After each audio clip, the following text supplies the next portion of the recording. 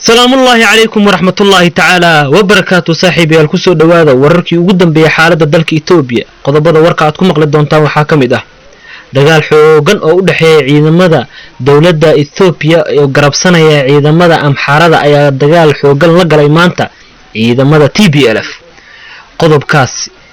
iyo sidoo kale waxaad ku daawan doontaan qodobkayga xiga waxa ay tahay wada hadal ama waan u dhaxeeya labada dhinac ee maalmihii ugu dambeeyay ku dagaalamaya galbeedka gobolka City ee Garbaciisa ayaa waxa ay dhaxmartay dib u heshiisiin lagu wado in ay ka dhaqan gasho dagaaladii maalmihii ugu dambeeyay ka socday halkaasi ayaa dawladda dhexe Ethiopia garab ka wado ama dadaal xoogan gelisay maalmihii ugu dambeeyay ilaa iyo maanta sidoo kale waxaad wararkayga ku maqli doontaan waxa ka mid ah dawladda Ethiopia ayaa maanta albaabada isugu laabtay safaaradda ay ku leedahay Algeria qodobkaasi iyo qodobo kale oo faahfaahsan ayaad ku maqli doontaan warkayga ku soo dhawaada warkii oo faahfaahsan haddii aynu ku bilowno dagaal maalmihii ugu dambeeyay ka socday galbeedka gobolka City ayaa shalay oo ilaa maanta ayaa xaaladdu ayaa deganeed walow shalay dagaal goosgoos ah uu ka dhacay gobolka City gaar ahaan degmada Garbaciise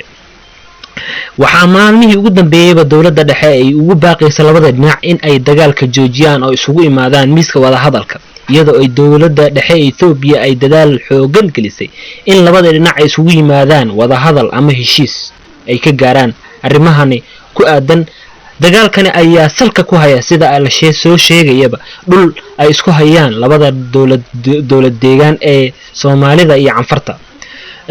sidoo kale waxa maanta wada hadal u furmay doofdi ka socda dawlad deegaanka Soomaalida ee Ethiopia ayaa waxa ay gaareen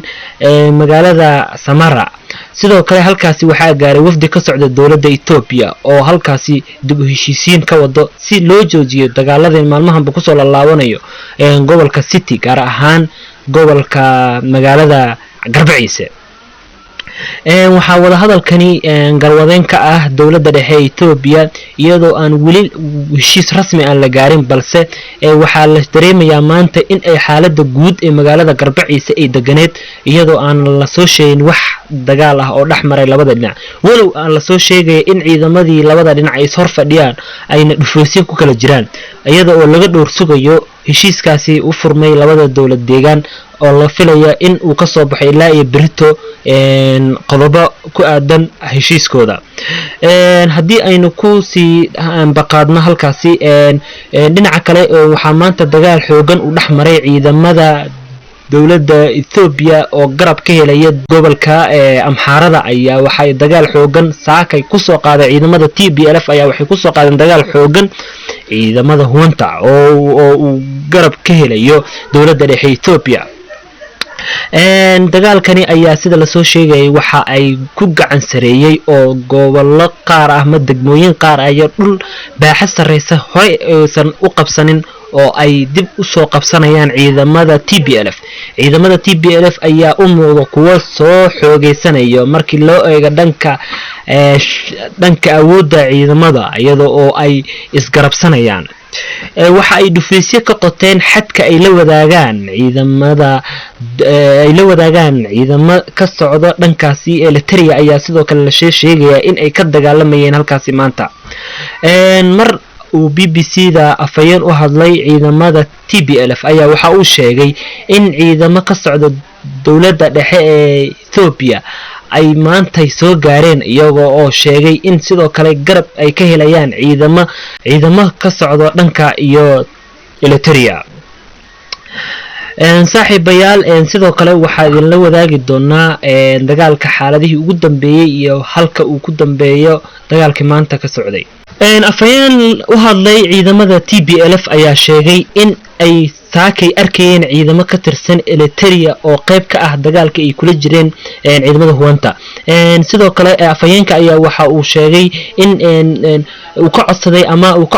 codsi u diray golaha ammaanka ee qaramada midoobay isagoo sheegay in ay ciidamada Eritrea ay qayb libaax leh ka qaateen dagaaladii maalmihii ugu dambeeyay ka socday halkaasi sidoo kale waxa uu baaq u diray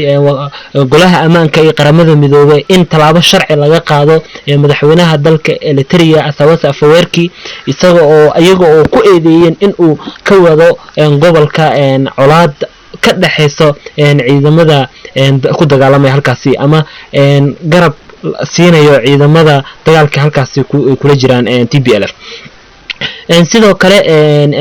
waxaan idin wadaagi doonaa insha Allah haduu Ilaahay idmo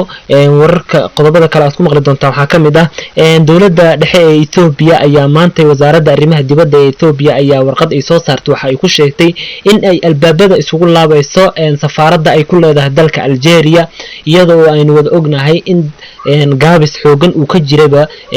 bilihii ama sanadkii ugu dambeeyaba wasaaradda arrimaha dibadda aysan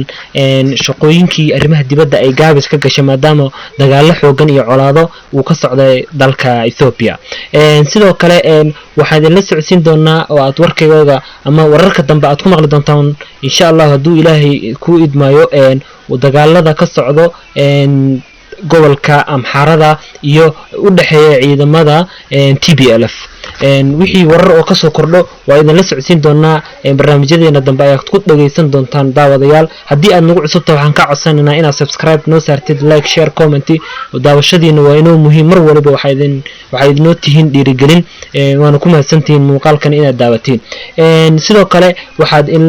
wararkayga dambe aad ku dhageysan doontaan hadduu Ilaahay idmo heshiiska ay garwadeynta ka tahay dawladda dhexe Ethiopia iyo xaaladihii ugu dambeeyay ee heshiisyadaasi ka soo baxay iyo wixii ka soo kordhaba waad ku dhageysan doontaan wararkayaga caawa ama wararkayaga soo socdo hadduu Ilaahay idmaayo daawadayaal waa idinkaga mahadcelinaynaa daawashada muuqaalkani haddii aad tahay markii kugu horeysay subscribe noo saar like share comment tan iyo kulantideena tan xigta waxaa idin leenahay sidaas iyo nabadgelyo wassalaamu calaykum waraxmatullaahi wabarakaatuh